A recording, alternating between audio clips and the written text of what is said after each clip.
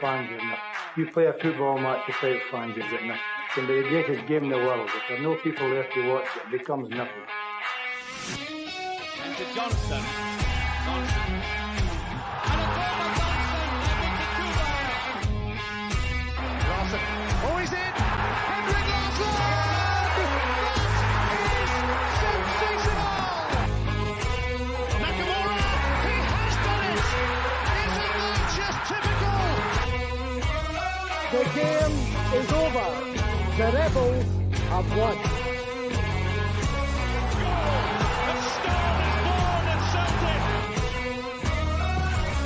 Champions. That's who we are.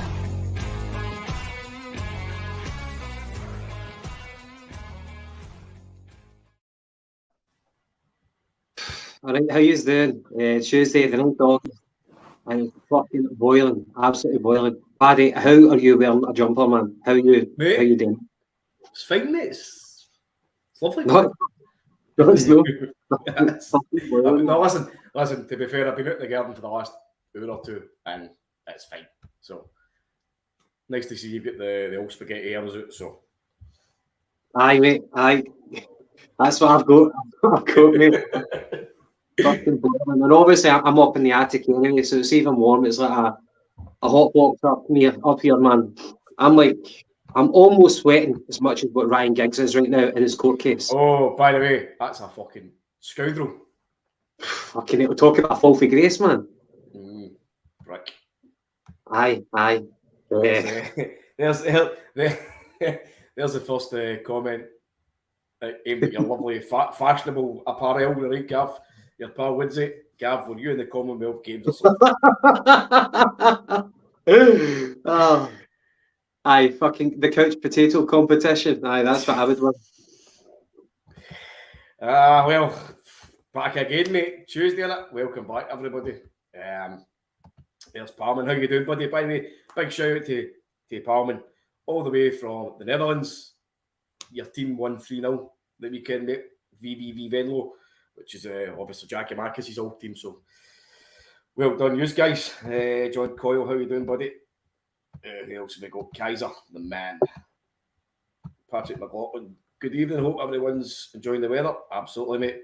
Gav especially. There's Frank Kennedy. How you doing, buddy? All right, guys. Sweating like Sevco fan tonight. Come on, the Union Tims. Aye, of course. It's Judgment Day. Judgment Day for them. I think their luck might be running out. They need to overturn the 2-goal deficit. What's this? Frank Brennan. Oh, how we doing, sir? Who stuck the hot and sweaty, not so wee Gav up in the attic, for fuck's sake?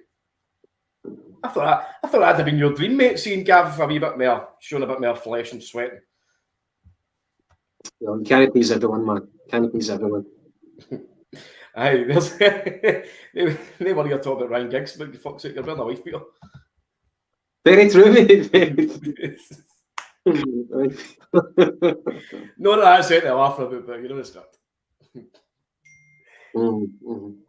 Aye, so to the viewers, I hope you are enjoying this Tuesday evening. Sweltering, as you already know. So we'll just talk about the usual shite. But geez, geez the thumbs up, man, and keep your comments coming on. If you want to make fun out of me, take the piss, by all means, fire ahead. But talk about the usual, man. Obviously, Celtic and Ross County for the weekend, 3-1. Celtic responding to the kind of the lethargic at times display in the 2-0 win at Parkhead against Aberdeen. You're always guaranteed entertainment, it seems, up in Dingwall now. It's no good for the old ticker coming at this age, but aye, it was good entertainment, mate. Talk about other things like Greg Taylor. He's slowly but surely, man. He's getting a lot of plaudits. Jota started the show. And then Chris Boyd obviously coming up with that ridiculous statement that it was at Morelos. He said that Morelos was the best player in Scotland. Aye. One fat tadger talking about another one. I was actually saying something because like Scott Allen, who went for Jota, he was a Rangers fan, wasn't he? We all knew that was Scott Allen. It was Scott Allen. Oh, he was one of the pundits for the Sky production team.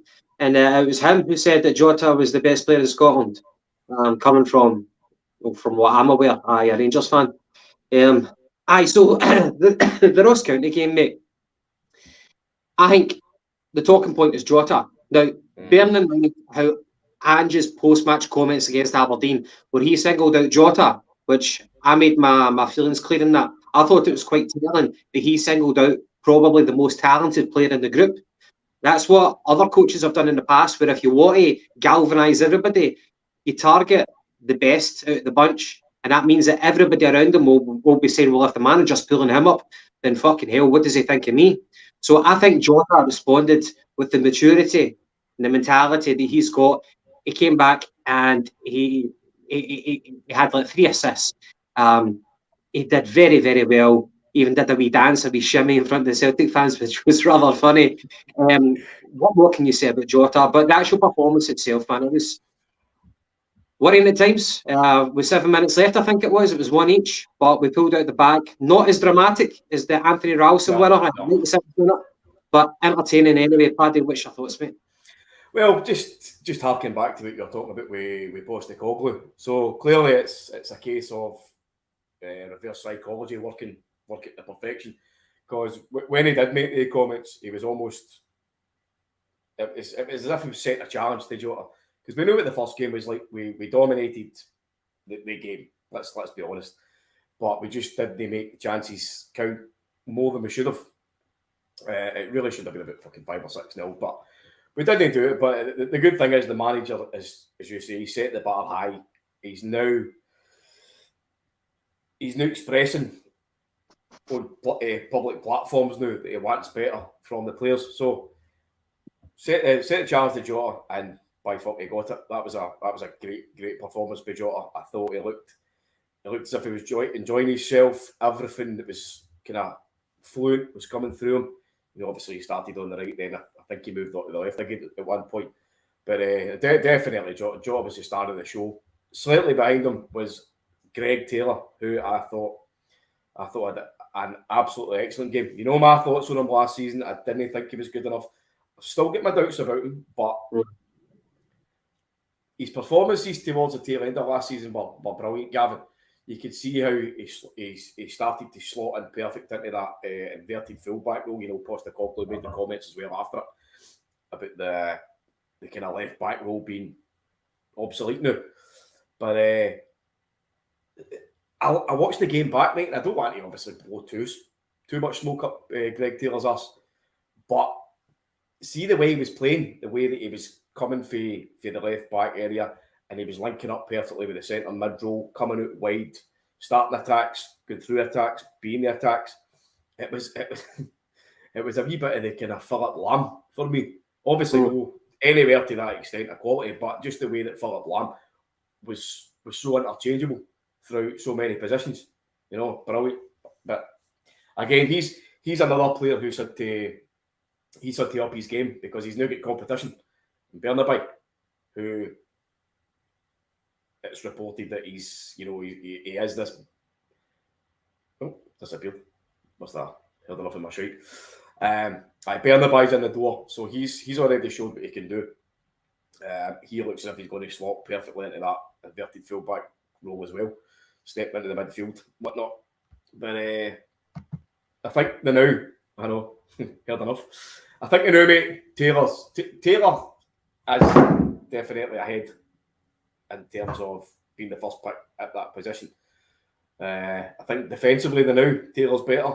The only thing I think Taylor really needs to up his game on is his delivery, because his crossing is still fucking horrendous.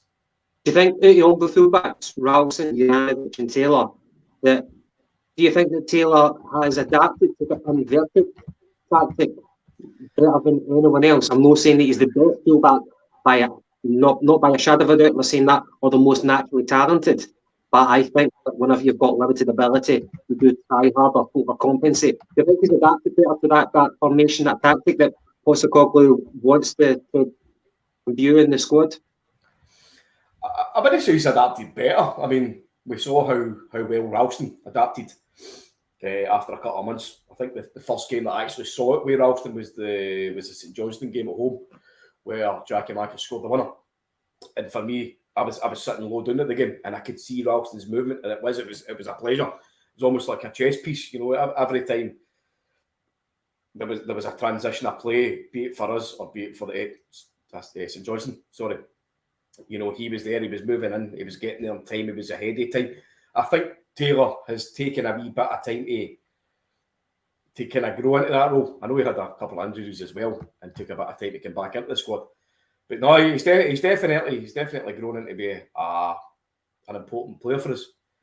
Can we do better than Greg Taylor? I think so, aye. But is he doing well enough now to justify his position in the squad? Absolutely. I was going to ask the question, but the kind of quiet rise of Greg Taylor with his performances, if you think about the overall fan feeling whenever he was signed, signed from Kilmarnock, same time as volleyball and goalie, whenever you sign a Scottish player from Kilmarnock, maybe it is a bit of an uphill battle to kind of win people over. I don't think he was coming from like a Celtic background as such as well. Whether that matters to some people or not, it can kind of play into a bit of the stigma against him. But his performances have been getting steadily better. And I was going to ask the question to the viewers and to yourself, but is he in danger of becoming a fan favourite if he keeps up these performances? Because we saw it with the last goal, whenever Abada turned in that magnificent swivel shot. It was Taylor, he's meant to be a left back, but no, he's always almost playing in the kind of number 10 centre forward role, hustling players, winning the ball back. The work ethic that he's shown is an example to other people who might have the talent but not being putting in the same work ethic. He's an example. So is he actually almost on the verge? Like we saw what happened with Ralston. People had written off Ralston, and look where Ralston is right now.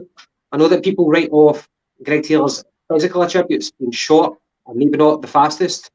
I even heard some people say that they think that he's actually added a wee yard of pace. It's funny how good performances can have that effect on your perception of a player. But could become a fan favourite if he keeps this up. And Bernabei, he's got a job on his hands. I think you were saying that when I popped out there, but he's got a job on his hands, mate. Yes, somebody said in the sideline there, Gav's away to find his sleeves. No, listen, I'm more than happy when a player proves me wrong. And as it stands now, mate, Greg Taylor he's playing a really, really good game. I know it's only 2 games in, but if you look at the tail end of last season as well and how he's performed, and as I've said, how he's grew into the role, it's good to see. It is good to see, and you need your squad firing on all cylinders. And Taylor's not just improving on his defensive areas; he's improving on the attack. And there's Woodsy there. It's just stole my thunder there. Taylor's pressing for the 3rd goal on Saturday was class. It was, because if it wasn't for Taylor high up the pitch, nitpicking, dogging away, determined, we wouldn't have got that goal through Abada in the 91st minute. So, everything's looking good. So as you say, mate, Bernabei's got a fight in his hands, and that's a good thing. And obviously we're talking about individual performances in that game and the overall kind of highlights, but that save for Joe Hart, that was so crucial. I forget what minute it was in it. I think it was in the second half anyway, after it went. But how crucial was that? If they had went 2-1 up, it really could have changed the complexion of the game. I know that's a bit of a cliche, but it was a fucking good save, because he didn't have a great sight of it. His defenders were in front of him for the wall, and it was a free kick, low, hard. Diogo doing the wee silly thing where he's like kind of half like bending now with his foot out. I'm like, what you doing, mate? But brilliant save by Hart, and that's one of those kind of, it's as good as a goal in my eyes. Excuse me. No, top class save, Gav. Reactions for a 35-year-old guy, excellent.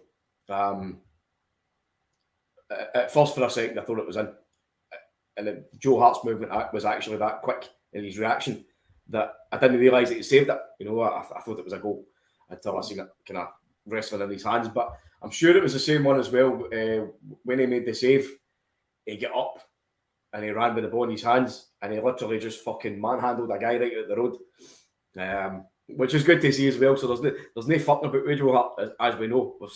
We've seen him attacking ball boys, you know, to try and get the ball back and get the game started. So nobody fucks with Big Joe. But no, brilliant save, and that's what he's done over the years, mate. That's what he can do. That's what he will do. Obviously, a lot of people are going about his possession play and how he has with the ball at his feet, but can't give a fuck, mate. Goalkeeper's there to make saves, and he does that perfect. Mm-hmm. I'm happy, obviously happy with how things are going with the goalkeeping department. Do you remember? Not to kind of digress too much, but do you remember? All right, Dan.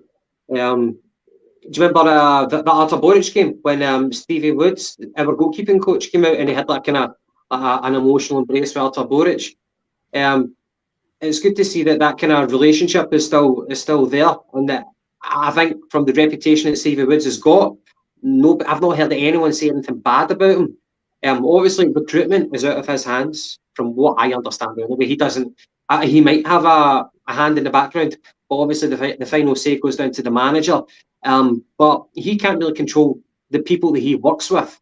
I think he does try to eke out every little ounce, every little percentage from these keepers, and it's been a great turnaround under Stevie Woods' watch with Joe Hart.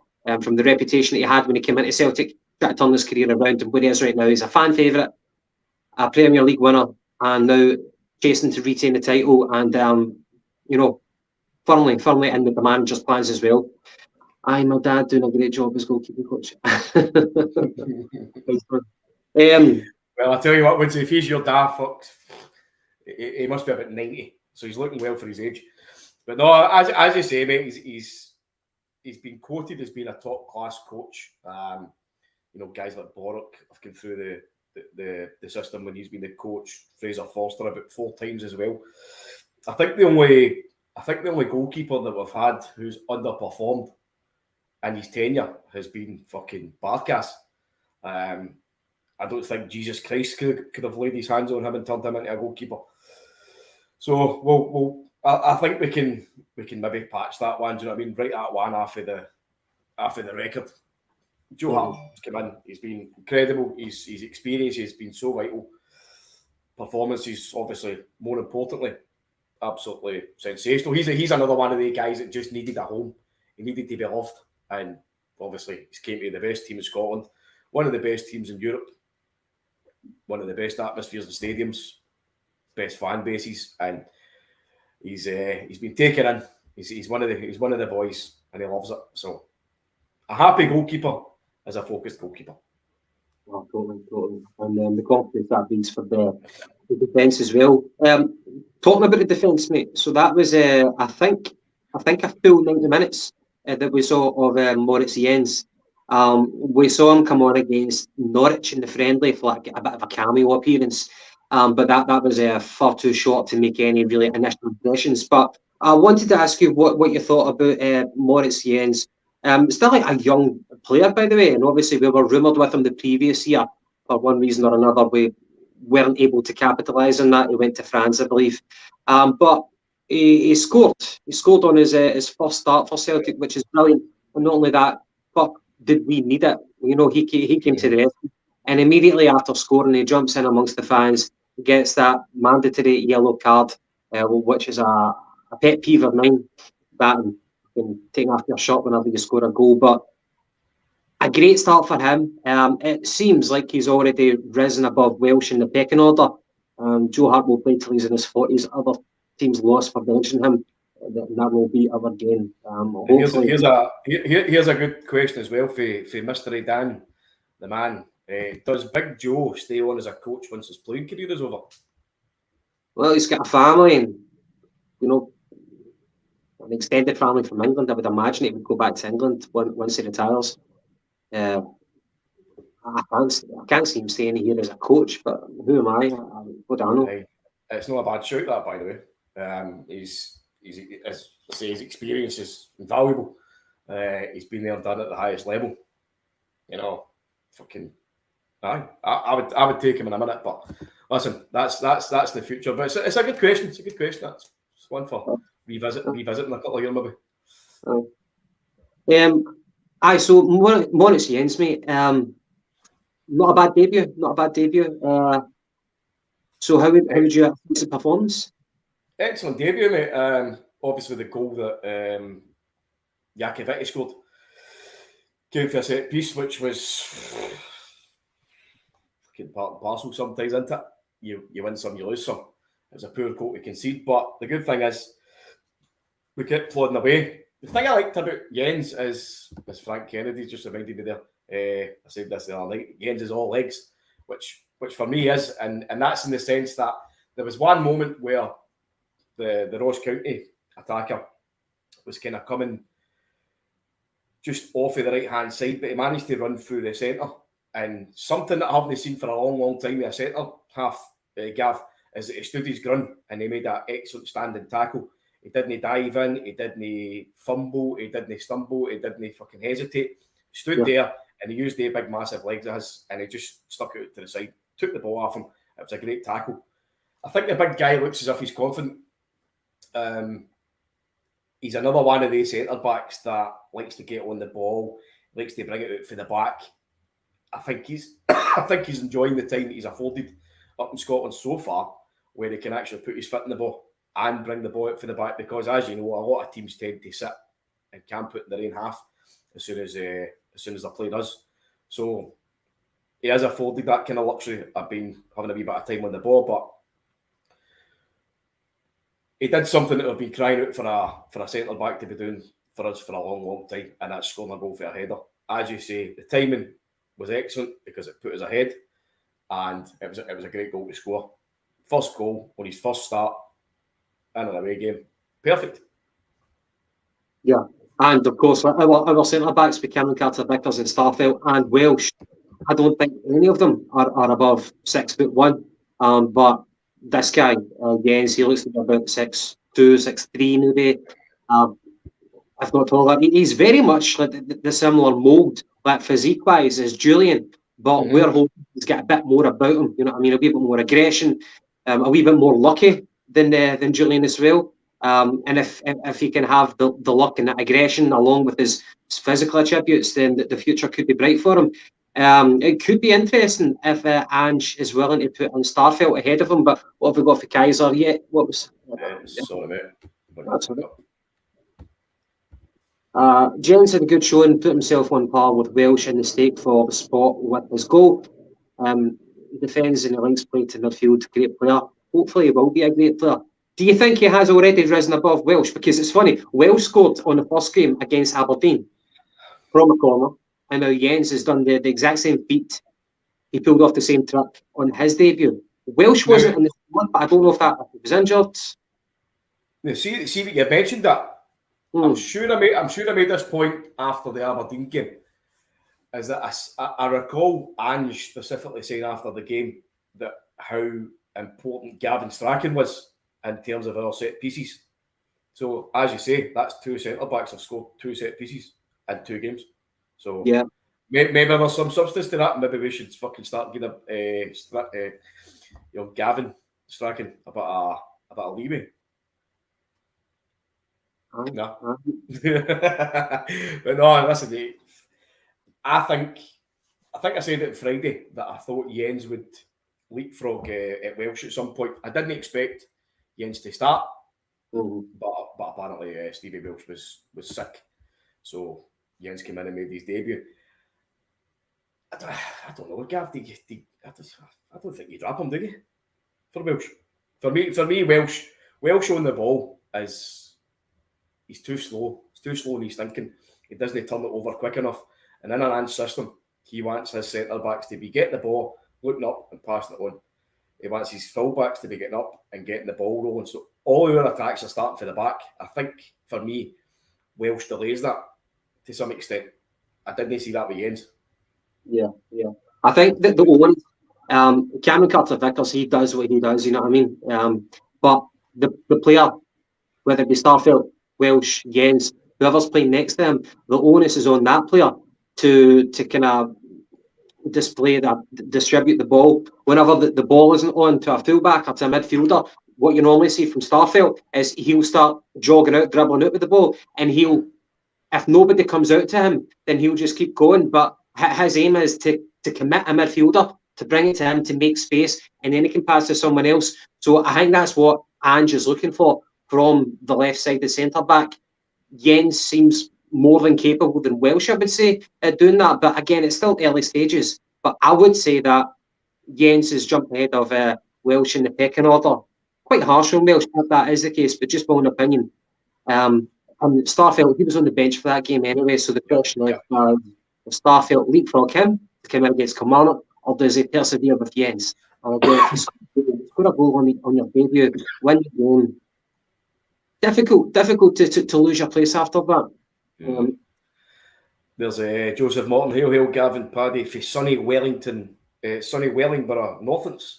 I have got absolutely no idea what that is, but it sounds Australian. So, Joseph, give us a wee comment, mate, and tell us exactly what that is, because I was shite at geography at school, among other things. It's either England or Australia. Watch this, I'll be fucking Wales or something. There's Frank Kennedy. Welsh isn't small enough for Jens to play leapfrog. Aye. Very good. Correct. Aye. There you are. Woodsley's telling us it's in Northampton, so well off the boil. There we go. Is that Feed the Bear? Are you back with a new name, pal? FTB. What's his name, pal? I can't even see it. I'm on my phone after all, so that looks colourful. Right, Paddy. The argument between Maida and Abada. The last thing I want to see is, obviously we're entitled to our own opinions, but Abada did score a few goals towards the end of last season. He came in at the end of December, start of January. He did score a few goals. He had a fairly good impact for the squad in clinching the league. But Jota played fucking great at woodwork, and I'll find out who you're prick. Is that a guy? Yeah. I'll find Smashed He's already employed a private eye to find out this guy's identity. Right, okay, so Maida or Abada on the right wing. People sometimes want to see Maida, some people want to see Abada. I think that there's pros and cons to both ones. Is it horses for courses? Maida's got the work ethic, and whenever people say that he's not clinical enough, let's not forget that he was a top scorer in the J League last season. Yep. You can't ignore that stat. Abada is at the very start of his trajectory in his footballing career. He's only 20 years old. I don't think he's really had a full season in senior football, apart from maybe last year, where he was quite pivotal for Celtic. Abada's the natural winger, but he's raw. I don't think he's got sometimes the football intelligence, but that will come. And he doesn't really have the physicality, but he's effective at times. He's going to be hot and cold, and that's symptomatic of someone at his age. Maida, on the other hand, he's more senior. I think he's about 24, 25 now. And as we said, he scored a barrel load of goals in the J League in his previous season. He helped Celtic clinch the league. But who do you prefer? And again, is it horses for courses? If we were going in against Sevco tomorrow, who would you play? I would start with Maeda. I like Maeda on the left. I like the balance that they've got, because Maeda off the ball, his pace is blistering. Same on Obi Abada as well, but I think, I don't know. I mean, you look at the wingers, Gavin. Jota's probably the only winger who, on the ball, is like a proper winger. He's going to create something, whereas Maeda and Abada, their qualities are using their speed off the ball. They're nose quick when they're running away the ball, but when they're ghosting into positions, that's where they come into their own. Like Abada, Maeda, he's good at getting behind the fullbacks, and he also pops up in the centre. Whether it's maybe a tap in or a header, he's actually pretty good with his head as well for a wee tiny wee guy. But Abada's the same. You saw the goals that he scored last season as well, especially when we were kind of short up front and we needed somebody to come in and kind of take up that mantle. He does all the running. So I think we're blessed to have two guys like that. For me, Abada, the new, still needs to kind of refine his position a wee bit. I don't think he's He's certainly no one out and out right winger. It's kind of hard to put into words like what his actual position is, because he's just a wee guy who will run into space, and he does it well. You know, look at the goal that he scored. He popped up on the left-hand side, managed to turn in on his right foot and put a cracking curler by the goalkeeper. So I think you know how we were talking about Jordan Larson when the rumours were that Jordan Larson was going to come in. I thought that would have brought a good bit of ballast to the team, because if we've got Jota starting on the left, he's obviously right-footed. He's going to cut into his inside. We don't have that on the other side. So a left-footed player playing on the right would have been beneficial.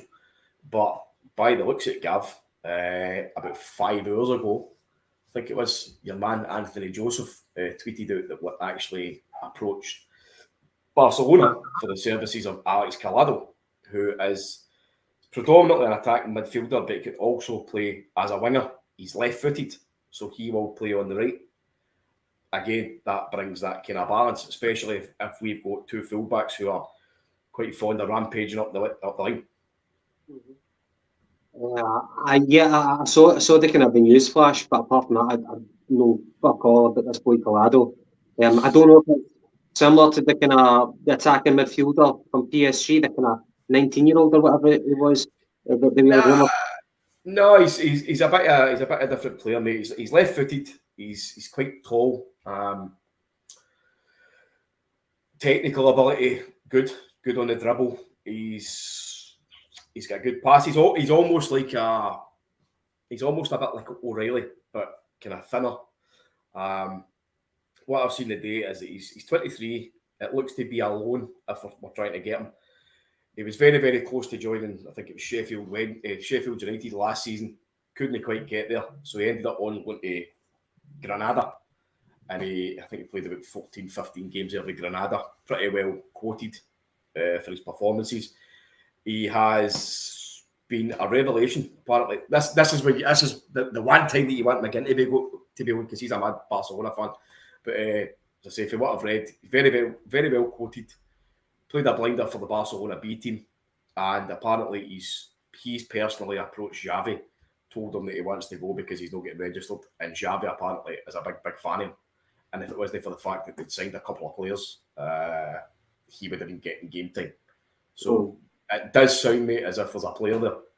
And I think going for the quotes, it's between us and another 3 clubs that's gone for him. But that would be a great sign to get, I think. I do like the thought of whenever a club is in crisis, such as what Barcelona are like going through right now. I love the fact they've been able to kind of cherry pick the kind of French players. If the guy's got something about him, then let's pull the trigger, as long as Ange kind of fits into the plans that Ange has got. And what we've got, Alex Collado has been in and around the Barcelona first team, and Xavi highly rates him. Interesting. Well, 23 years old, so no longer a prospect. As I said, I know people about him. Plays on the right wing, Jota plays on the left and his right foot. Yeah, so it could be the counterpoint to Jota. We've obviously benefited for Jota, who obviously came to Benfica, but prior to signing for us, he spent a season on loan at Rayo Vallecano. So that's 2 guys potentially who have had a season of first team playing in Spain, La Liga, which is obviously a massive league, playing against good players. There's also another wee thing as well, mate. It might be totally non-existent or fucking no matter the fuck, but he speaks Spanish. So does Bernabeu. So a wee friend. See, a wee pal. That's Italian, isn't it? Well, you know, if Ange, trusting Ange, you know what I mean, if Ange has scouted him and if he thinks he's got the right mentality to fit in at Celtic, I'm sure he'll enjoy this weather, as fleeting as it might be, then let's go for it. And saying that, wonder what it give me Forest. If I'm going to sign him, Gav, do you think that then puts... Do you think that that's us... Obviously, it's going to elevate the squad, right? It's going to bring a better player at the squad.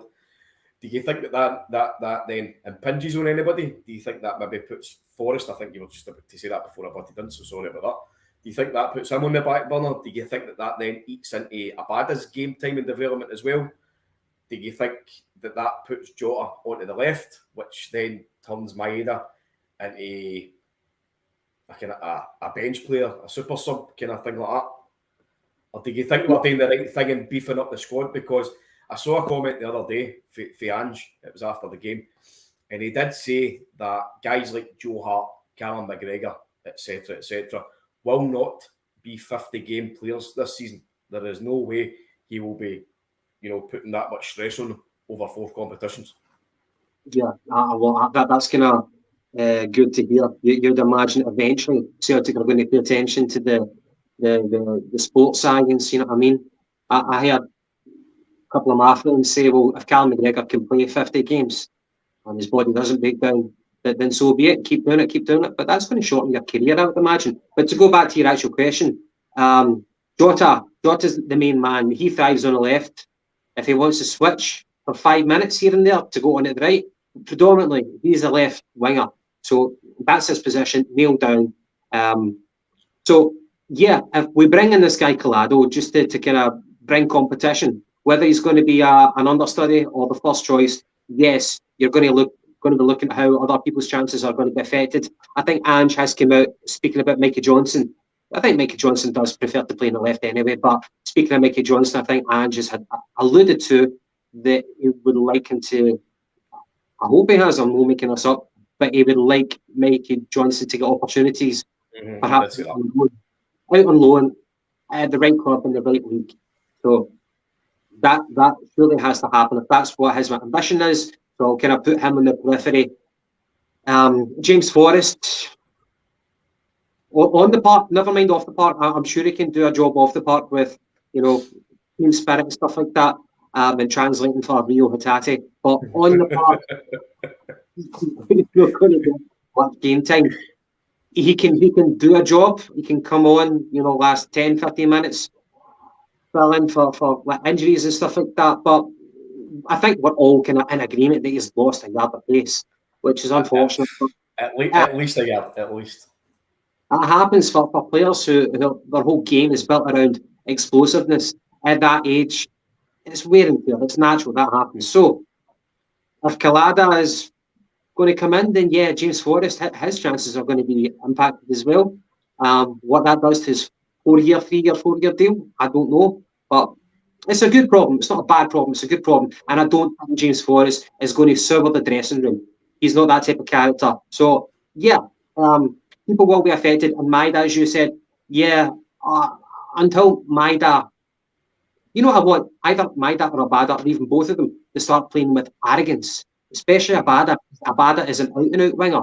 Even if Abada reaches that point where the confidence is high and he starts playing with arrogance, we're really going to enjoy what he brings to the team. We're going to enjoy just watching him, the entertainment value and the statistics. The stats were good last season, but if he brings that wee bit of cavalier attitude, when he knows he's got the beat of someone for pace, we can go inside, outside, it's going to be fantastic to watch. So overall, it's a good headache for Ange.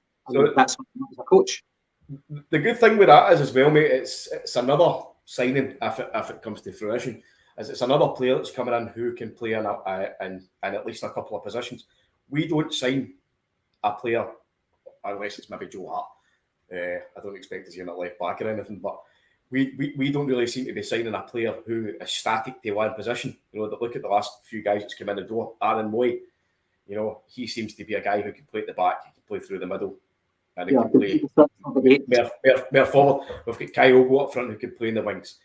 We've got Abada, Maeda. They two guys can interchange anywhere. Maeda can play up front, as can Abada. McGregor, we know, is like a fucking Swiss Army knife. He'll play anywhere.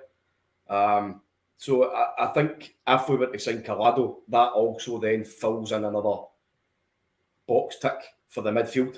So if we sign him, because a lot of the videos, it looks as if he does play like a number 10 as well. Almost a wee bit like an O'Reilly type figure as well. He gets the ball and he puts the killer passes through. So I think, as I say, we're kind of killing two birds with one stone with that signing as well, which is good. So he might not technically be coming in to play as a winger, but we'll see. I think comes in. Obviously, we're competing against another few clubs, so it'll be interesting to see in the next couple of days what happens with that. Right. Last thing about the performances of the Ross County game. Jota, mate. Jota. What are we going to say about Jota? I know it's early days, it's only 2 games in, but this boy is really, really enjoying it. He's taken to this new season on fire. Got 3 assists on the back of the criticism for Ange Postecoglou, which I said earlier on. 3 assists and 1 goal already this season. And obviously, the first top thing in the league of is he the best player in Scotland. From a Celtic point of view, you would say that he's the best player for Celtic, and logic prevails that he's the best player in Scotland. See, whenever you compare him, like he's the magic man right now. I don't like being negative and say that are we over reliant now on Jota. I think that is actually a valid question. Are we over reliant? Because if he does get an injury, who's the chief creator? Who steps into the fore? But if you compare Jota to like the previous magic players that we had, like when I say magic, I mean like if it's like a stalemate and you're looking for that one guy who can produce something. Like prior to that, we had Rogic, we had Paddy Roberts, we had Paddy McCourt, Aidan McGeady, people like that. How would you compare Jota to those players? I think he's got a bit of pace, got a bit of trickery about him. Such as like Aidan McGeady, he had the trickery, but he never had any pace. I think Jota's almost the full package, and he's got the right attitude. Very exciting times. Mate, you just took the words out of my mouth. I think Jota is the full package. He's young, he's hungry, he clearly plays with confidence. I think he's just a fantastic player, mate, and it's so important that we got a guy like him back into the club. You know, he obviously showed what he could do on loan in his first spell. We thought took 6 million to get him back, possibly more. So it was a no-brainer, the deal. He's probably the chief creator in midfield since Rogic has left. So I think this is going to be a massive season from it. To answer your other question, like if we're going to talk say if he gets injured or centre half or whatever, as I say, we've signed players who can play in a multitude of positions. So we've got somebody who can actually physically slot in and replace him. Are they going to be as effective? I don't know. But I think we're doing no bad squad-wise in terms of wingers now. But he's definitely one of our important players in mate. And I'm really, really looking forward to seeing him in Europe, to see how he thrives on that big stage and see if he can kind of come of age. Because he's grew up in the Benfica squads, mate. He's played in Spain, La Liga. That's a good credential. Do you know what I mean? Before we'd even saw what it was like, and we saw how important it can be. He's added in goals. He's added in big game goals, long rangers. He takes men on. He sets things up. He can jump from left to right. I think the only place we've not seen him playing is kind of through the middle. So there's Frank Brennan as well. Forget Jota terrorising Ross County. What we desperately need to see is Jota terrorising Real Madrid or Jota terrorising Bayern Munich, and for sure he needs to turn up for all of our Champions League games. Well, Frank, thank you so much for stating the obvious, mate. But no, you're right. We do need to see our players turning up for the Champions League, but you can't just turn around and say forget Jota terrorising Ross County, because see, if he didn't terrorise Ross County, there'd be people on here moaning saying, oh, he didn't turn up against Ross County. We still need to remember that our bread and butter is the Scottish League. You know what I mean? We still need to turn up and we still need to put performances in for that as well. So, unfortunately, we need to do it on all platforms. Well, in Champions League games, we've seen the likes of like McGeady come to the fore. You know, our chief creator, people like Nakamura as well, have memorable performances. So hopefully Jota can seize the moment. You know, why not? He's a confident guy. I don't think he would wilt under the lights of the Champions. That's a great word, isn't it? Yes. You know, it's up to him. You know, seize the moment. One other thing that I'm quite happy with is the respite that the players have got right now. This actually might sound like a boring point, but I'll try and turn it into something positive. You compare and contrast our opening fixtures this season to last season. For example, compare and contrast the opening fixtures this season to last season. Last season, we were juggling between the domestic fixtures and the European qualifiers. We had to traverse through teams like Midtjylland, Jablonec, AZ Alkmaar, and that was even before we could actually get the group stages of the Europa League. Yeah, but weekend you'd be playing like Hearts, and the midweek you'd be playing Midtjylland and stuff like that. And at that point, we know the trials and travails that Postecoglou had to endure, bedding in new people, and he never had. This is the important thing: the opportunity that we've got this year. He never had the opportunity to do proper coaching, to work on shape. All it was just getting people fit, getting people to know each other, and throw them out there. But I think Starfelt, when he made his debut, he barely had a training session with any of his teammates. But now Postecoglou has actually said that the opening fixtures, the lack of distraction with European qualifiers, it's almost been like an extended pre-season, and he's been able to work on shape, bed in the couple of new faces that we've got, and it's just night and day compared to last season, and that can only help us in the long run. We're not going to burn out early, and hopefully, whenever we meet the Champions League games, we're going to come into. Obviously, we'll pick out 6 points out of 2 games so far, but we'll be in good form. People will be match fit. Things are looking well, and this opportunity it can't be underestimated compared to last season. I see. Before I go on, just remember me. You mentioned Midtjylland, so remember us to come back to John Kennedy as well. But no, listen. Compared to last season or compared to any season, if you are able to start your season off and you're not having to negotiate for qualifiers, that's a fucking huge bonus. Obviously, last season was a fucking mess. There was so much work to be done. Players coming in, players going out, staff coming in, blah blah blah. Look at the Japanese guys, Hatati, Maeda, Adaguchi possibly as well. They never had a pre-season. When they came to Celtic, they were coming off of the back a fucking full season in Japan. So guys like that will benefit 100% for getting a proper rest, 2 or 3 weeks off, and a proper pre-season. We also, at the tail end of last season, we got Anton Macalon as the sports science guy. With the other Portuguese fella came in, the Stato guy, I can't remember his name, always forget it. But we've put things in place, do you know what I mean, to elevate the squad, elevate the fitness, everything, and just had time to impinge his ideas onto the squad, get in guys for almost a full season, and then everybody having a squad. There's Parman as well. Yep, absolutely, mate. Jackie Makis never had a proper pre-season as well. Added in with the fact I think he had COVID and a couple of injuries. So guys like that will benefit undoubtedly. And the biggest thing, and I'm sure I said it weeks ago as well, was the fact that we don't have to play the 4 qualifiers. 3 or 4 qualifiers, fucking travel to here, there, and everywhere. I mean, that's massive. That's massive.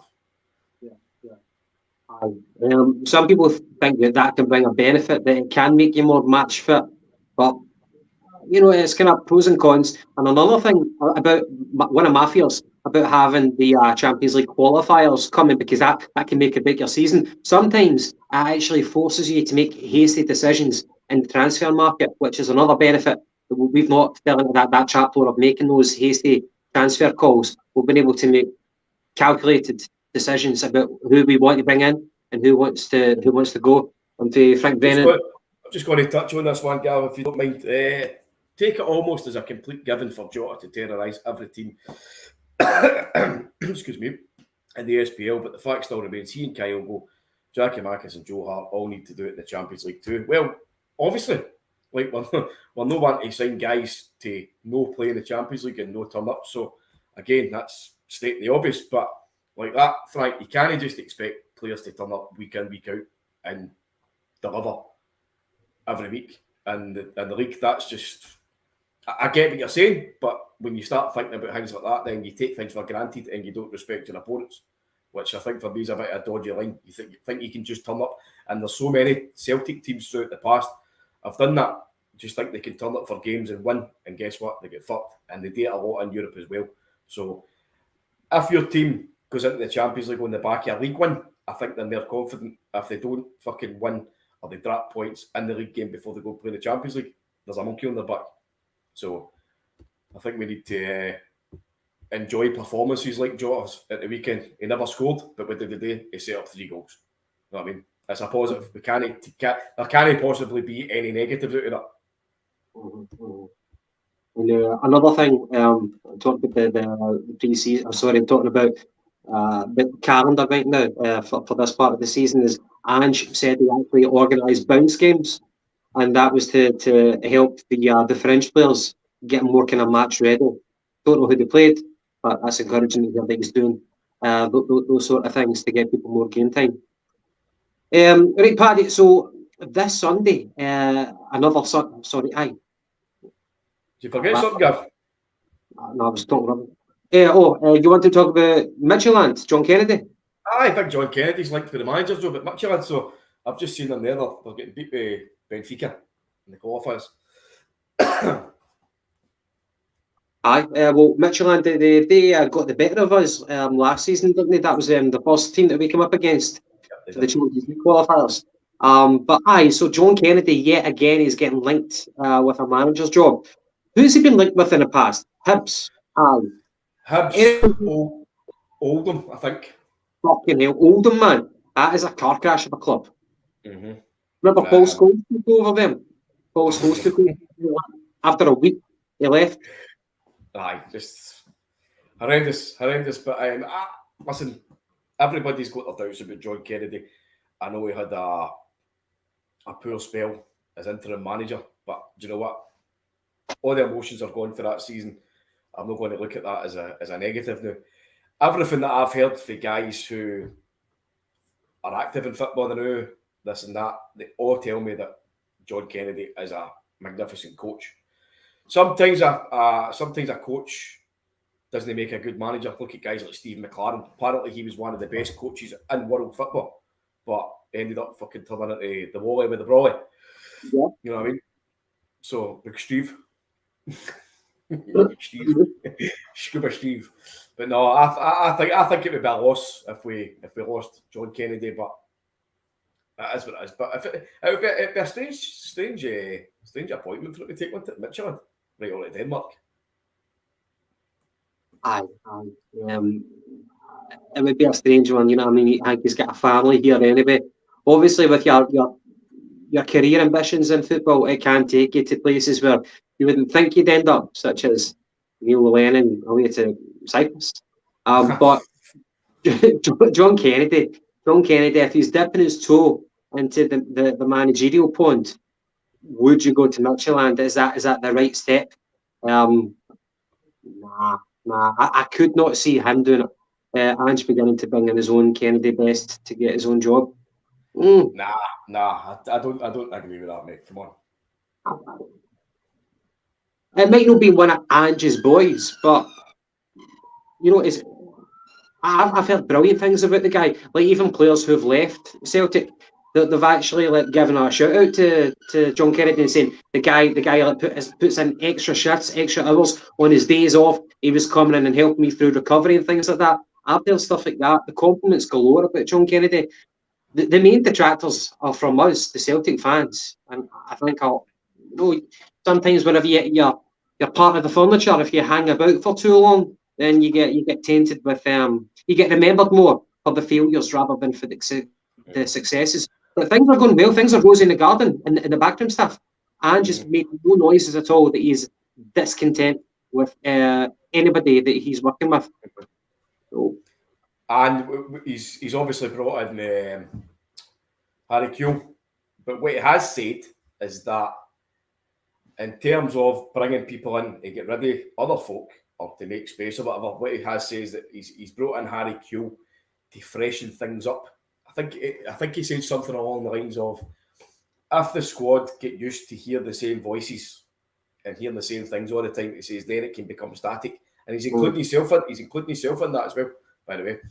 But I don't think Harry Kewell coming in is going to be as a replacement for anybody. It's adding to the staff. It's bringing in more experience. It's bringing in more quality to help a bigger squad now. Do you know what I mean? So bigger squad, bigger staff to coach him. It's a no-brainer. But I think I would like to see Kennedy stay at least for another season. Mhm. I get the point of what you're saying about kind of freshening things up, because we all know what Alex Ferguson was like at Man U. Like practically every 2 years or so, he would replace his assistant manager. He'd bring in someone new. People like Steve McLaren that you were talking about. He had like Carlos Queiroz, and he went through a long list of different assistant managers, and it was for that purpose, about keeping people on their toes, bringing in fresh ideas. And even for him, you know, if you keep doing the same thing day in, day out, then you're going to get stale as a manager as well. Another kind of funny thing I heard, Callum McGregor was saying that Harry Kewell is known for telling the Celtic players how good he was as a player, which I found quite funny. All right. I know, have we got another John Collins in our hands in? Lifting up his t-shirt, showing off the six-pack. I don't know if he's... That's the good story for anybody if they've not heard that one. Apparently, when John Collins was announced as the Hibernian manager, you know, back in the days when they had Gary O'Connor, Gary O'Connor, Derek Riordan, Kevin Thompson, all these guys. He's walked into the dressing room. He's not met anybody yet. Walked straight into the dressing room, looked at everybody. He's obviously looked at big fat Gary O'Connor sitting in the corner, and he's went, right, every single one. This is what you're going to look like, and he's ripped off his shirt and exposed his beautiful six-pack.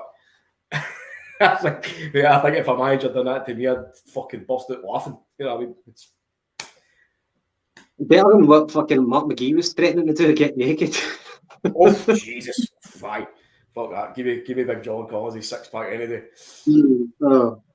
Aye. Right, okay, Paddy. So this weekend, Sunday the 14th, 12 noon kickoff, Kilmarnock and Celtic. So we welcome back, well, I wouldn't say welcome, but Derek McInnes is back in town with Kilmarnock in the West Coast, and it's on that 3G pitch. Remind me, so Kilmarnock, they get beat by Sevco last weekend. I forget how they did in the first fixture.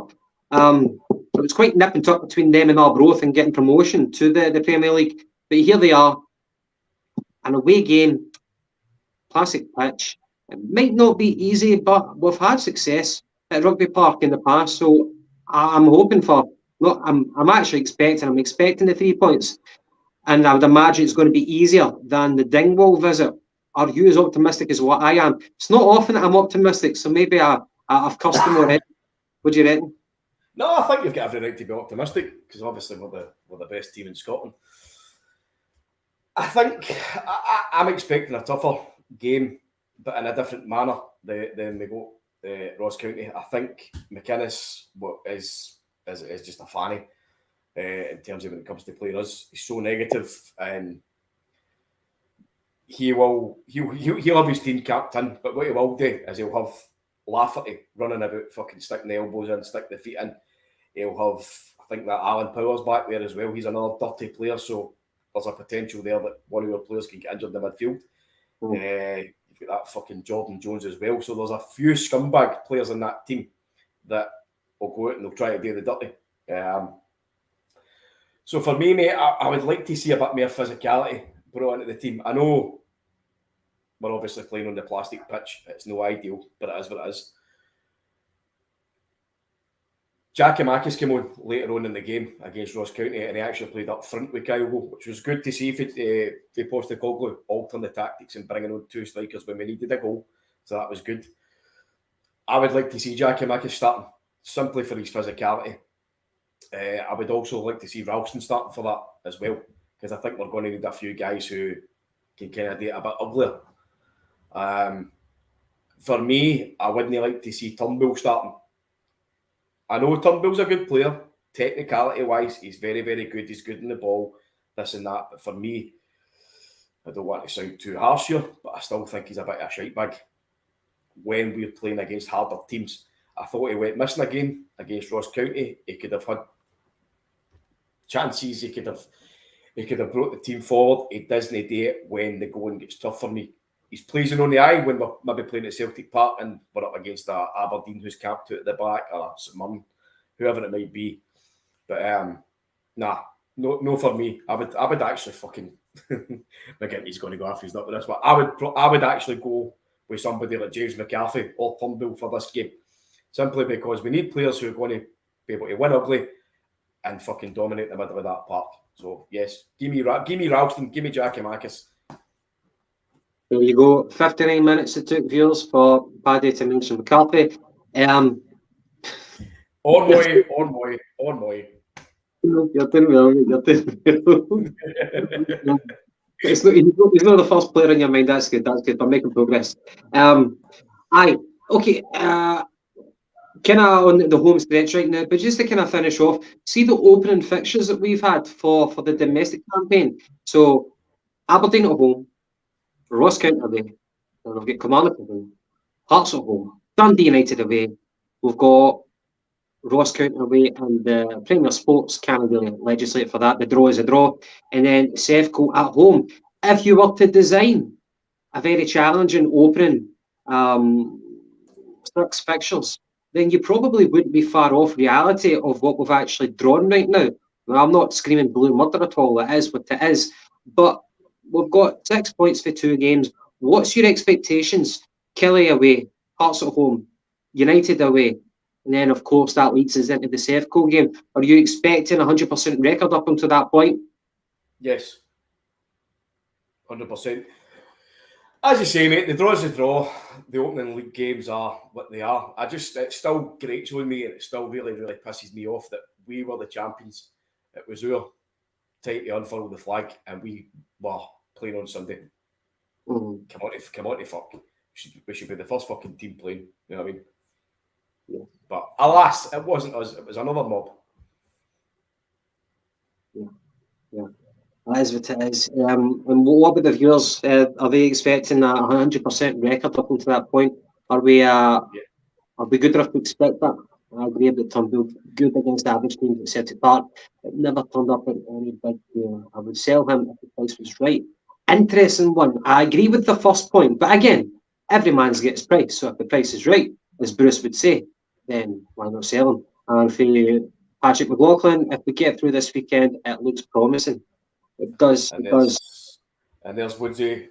Gav, we're playing once a week at the moment, so no excuses. 100% points. Yeah, aye. I think maybe Hearts away would be a very tough game, but Hearts at home, they're a different kettle of fish. Yeah. So, I think we are entitled to feel that we should be getting all the wins to lead us into the game against Sevco. And speaking of Sevco, they are on tonight. They might have already kicked off, but it is make or break for them. They need to overturn a 2-goal deficit. And you never know that the luck could be running out. Fuck them. By the way, I was in Larkhall this afternoon. Don't ask me what scummy fucking place, man. Union Jack everywhere. Flags of the Queen. Felt horrible, man. I couldn't wait to get there quick enough, man. Horrible, scummy, free place. I'm not going back. Good, stay with it. Aye. I don't know. I see them. I would love for them to get beat. I would love it. Channel and Kevin Keegan there. I'd love to see them get beat. But I don't want to see them get into Europe, which is quite strange. But hear me out. I don't want to see them getting an advantage, Gav, in the league. So obviously, the less games they play in Europe, the more focus they've got on domestic. So hopefully they get popped out the night and go to the Europa fucking Conference League or whatever it's called then. I can sign them to that, the Europa League or the Conference League. One of the two. As long as it's not the Champions League money, then I'll be happy with that. Yeah. Pardon me. Right, Paddy, anything else, any other comments before we wrap it up for this evening? There's Woodsy asking, were you wearing that top in Larkhall? No, mate, no. And that reminds me, did they not have a Subway in Larkhall? And obviously Subway, their colours are like yellow and green, but they had to paint it a different colour. Yes, they did. And the traffic lights, they had to put a cage over the green bit on the traffic lights on the streets. So that shows you the fucking mentality. There's a mystery man. Great show, Paddy and Gav. Catch you all later, Donny Boy. Cheers, Dan Boy. I'll find out who your son.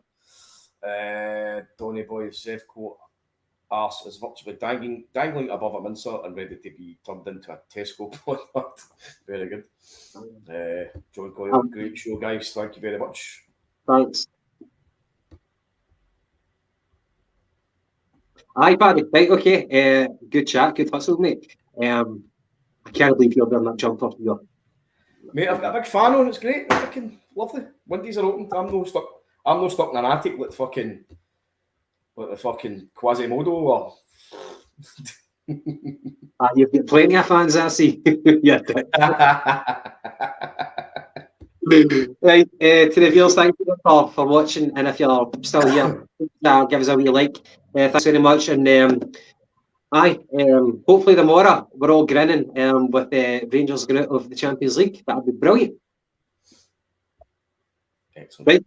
Right, catch you later, troops. Hail, hail, all the best, all that jazz. See you later.